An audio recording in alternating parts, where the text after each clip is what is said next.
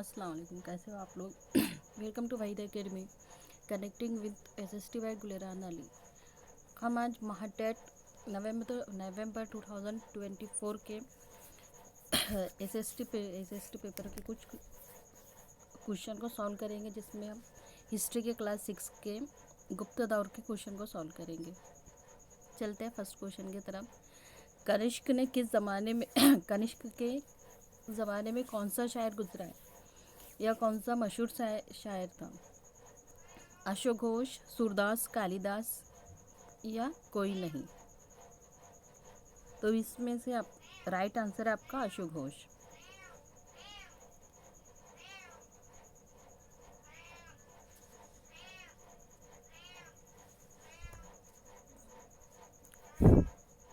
अशोक घोष नामी शायर ने कौन सी किताब लिखी? महाभारत, रामायण, भूतचरित्र या तमाम या तीनों भी?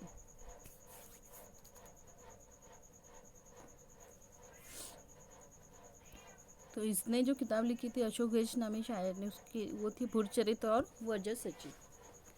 कनिष्क के दरबार का मशहूर तबीब कौन था? चरखी, नाचार्ज, फाहियान या कोई नहीं? इसका राइट ऑप्शन होगा चरखी।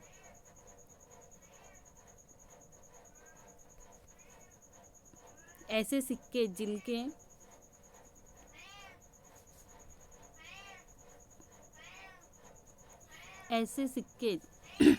जिनके एक रुख पर यूनानी रस्मखत में शाओना नौशा ओ कनश्की को शानो लिखा है, किसके दौर के सिक्के हैं?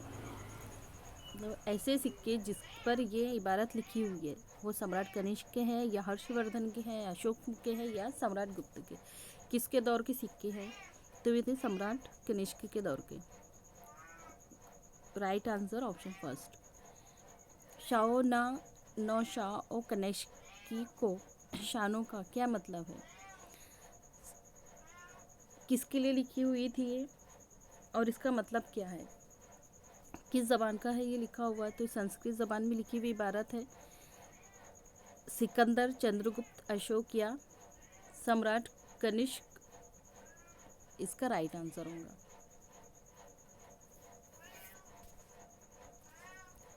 तीसरी सदी ईस्वी में भारत में किसकी हुकूमत थी?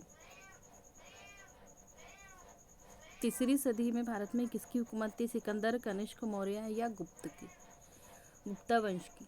तो किसका राज शुरू था उस टाइम पर तीसरी सदी में?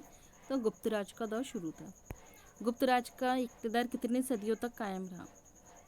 कितने टाइम तक इन्होंने अपनी हुकूमत कायम रखी? तो 3 सदियों तक इनका हुकूमत कायम थी। तो राइट आंसर 3 सदियाँ। गुप्त राज के बानी किसको माना जाता है? अशोक को, वर्धमान को या वर्धन श्रीगुप्त को? गुप्त राज के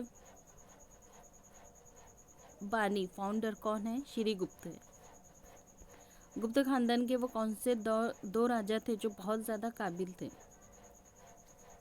समुद्रगुप्त और चंद्रगुप्त, या समुद्रगुप्त और चंद्रगुप्त द्वितीय, या कोई नहीं, या श्रीगुप्त और चंद्रगुप्त? तो राइट आंसर इसका 2 होगा, समुद्रगुप्त और चंद्रगुप्त द्वितीय। समुद्रगुप्त के अजीम अलीशान कारनामों और फतूहत का जिक्र तफसील से हमें कहाँ लिखा हुआ मिलता है? प्रयागनामी सुतनों के कुतुबों पर, या अशोक के स्तूप पर, या दोनों भी, या कोई भी नहीं?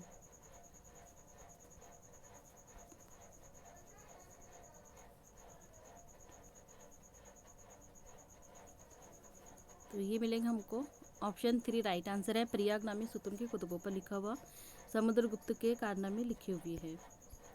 प्रयाग किस नाम से मशहूर है? प्रयाग प्रशस्ति के नाम से मशहूर है। प्रशस्ति को और किस नाम से भी जाना जाता है? तो इलाहाबाद प्रशस्ति के नाम से इसे जाना जाता है। समुद्रगुप्त किस चीज़ में बड़ा माहिर था? सितार बजाने में। चंद्रगुप्त द्वितीय कौन थे? चंद्रगुप्त द्वितीय कौन थे? तो सम्राट समुद्रगुप्त का बेटा था। चंद्रगुप्त द्वितीय ने अपनी बेटी प्रभावती का ब्याह शादी किस खानदान में किया था, जिसकी वजह से उसकी हुकूमत और भी ज़्यादा ताकतवर हो गई थी? तो वकाटक के अर्धसेन दुआमसी की थी। दिल्ली के करीब मेहरवली के मकाम पर एक लोहे का स्तूप है, वो तकरीबन कितने साल पुराना है?